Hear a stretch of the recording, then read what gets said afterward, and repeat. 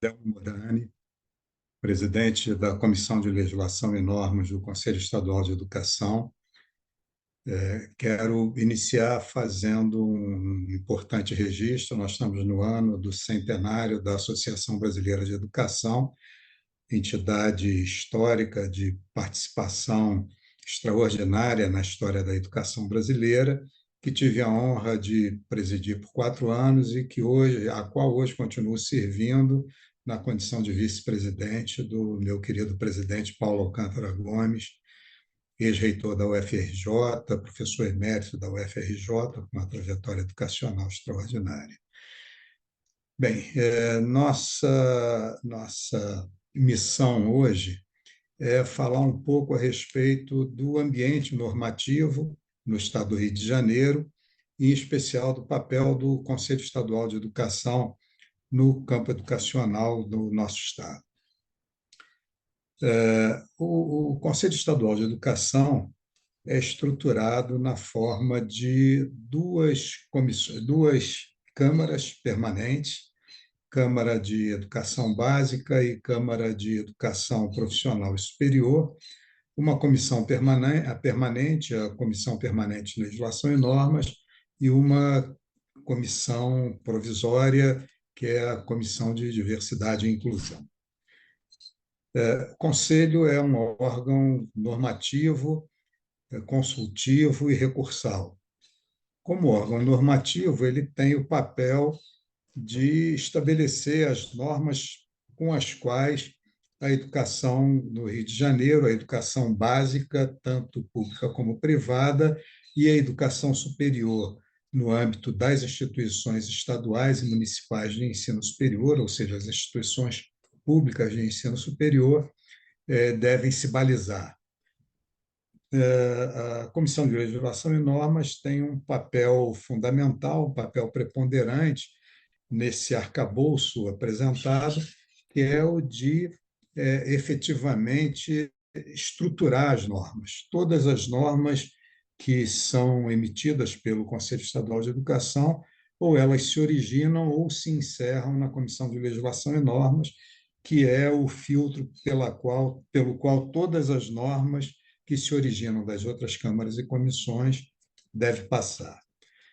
O que é considerado, o que nós entendemos hoje muito importante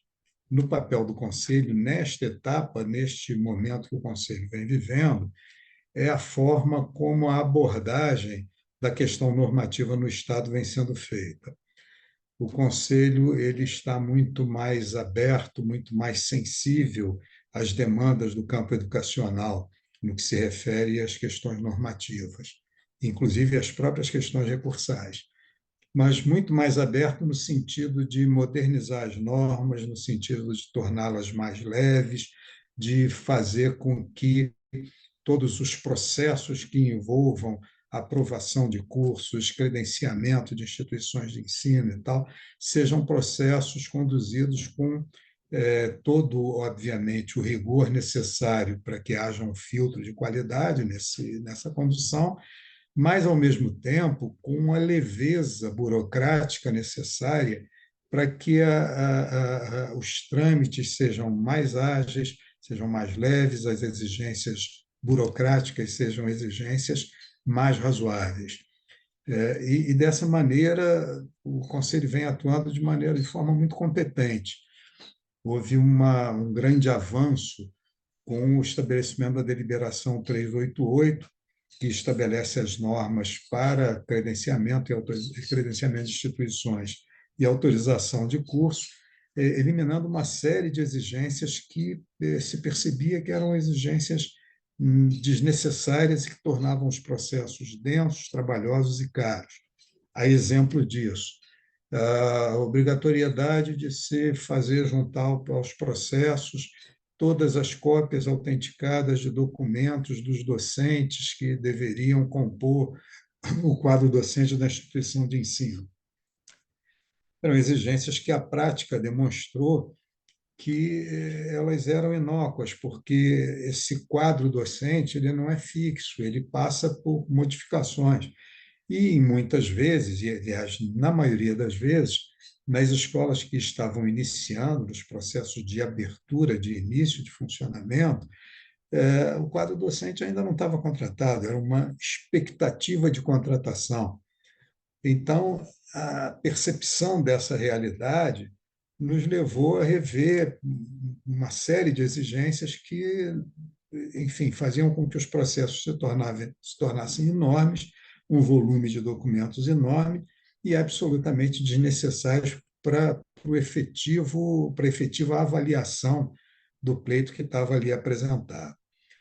Então, com essa lógica e nessa mesma direção, as, as,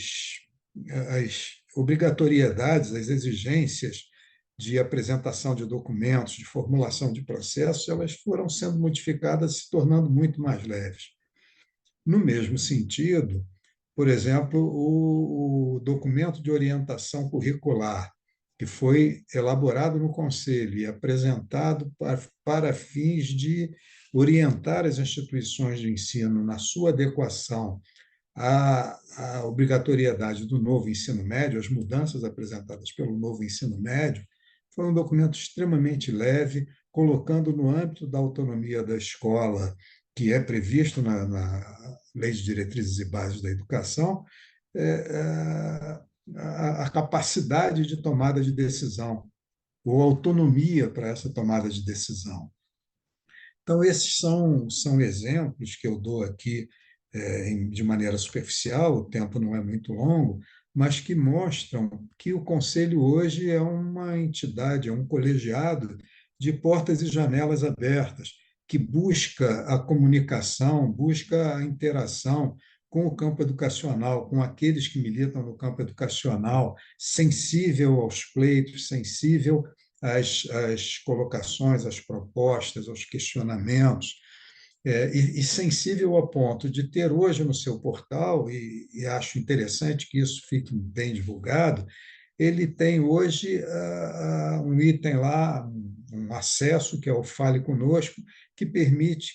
que ali sejam postadas consultas, sugestões, enfim, observações, que sejam levados ao Conselho, pontos e pleitos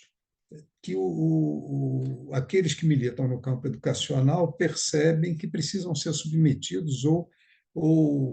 mostrados ao colegiado para que o colegiado reflita sobre eles e, eventualmente, encontre encaminhamentos, soluções, encontre meios de avaliar, de perceber e avaliar a demanda daqueles que são os operadores da educação, que estão no campo da educação, seja no setor público, seja no setor privado. Então, como órgão normativo, ele tem procurado usar este conceito de modernidade. Nisso, o Conselho foi muito ajudado pela implantação do Sistema Eletrônico de Processos, que é o CRJ.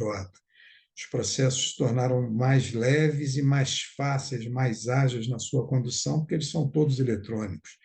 Isso facilitou em muito a vida da assessoria técnica, a vida dos conselheiros, porque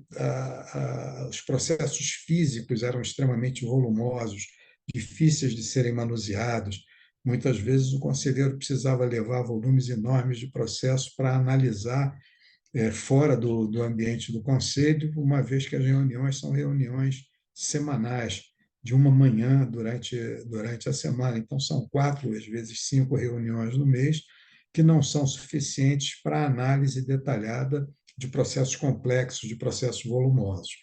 O sistema eletrônico de processo administrativo no Estado simplificou isso tremendamente, porque o conselheiro de qualquer lugar e da sua própria casa, ele pode acessar os processos que foram sorteados para ele e ali fazer a sua análise, fazer os seus relatos, emitir seus pareceres. A própria assessoria técnica ganhou velocidade e ganhou muita praticidade no exame desses processos, no estudo desses processos, para que eles sejam efetivamente sorteados ao conselheiro relator, já com os estudos técnicos feitos. Então, a evolução tecnológica, que nos abriu o espaço de atuar com processos de forma eletrônica, associada a, vamos dizer, a uma lógica mais leve, mais simples, mais moderna, de normatizar e de tomar decisões, de fazer a oitiva das demandas do campo educacional, faz com que o Conselho hoje seja um colegiado mais leve, mais ágil, mais conectado, enfim, muito mais eficaz nos seus propósitos, nos seus objetivos, que é, ao fim e ao cabo, colaborar para o desenvolvimento da educação no nosso Estado. Enfim, eu sugiro que aqueles que são os operadores da educação, que são aqueles que militam no campo educacional, e que de alguma maneira tenham dúvidas ou tenham sugestões a apresentar ao Conselho, utilizem o canal aberto pelo Conselho, que é o Fale Conosco, e suas dúvidas, suas demandas serão seguramente observadas, atendidas, não posso dizer que seriam, porque vai depender de cada uma delas, mas, enfim, elas serão seguramente ouvidas, observadas e analisadas pelo colegiado. Bom, quero aproveitar e fazer um agradecimento ao professor João Roberto Moreira Alves, presidente do IPAE, parabenizando a ele pela iniciativa sempre muito bem-vinda para aqueles que estão no campo educacional, com um instituto que é extremamente ativo, extremamente positivo e que soma muito para aqueles que como nós, aí, lutam pela educação no país. Agradecer esse convite e parabenizar o Instituto, na pessoa do presidente, pelas iniciativas sempre muito bem pensadas. Muito obrigado.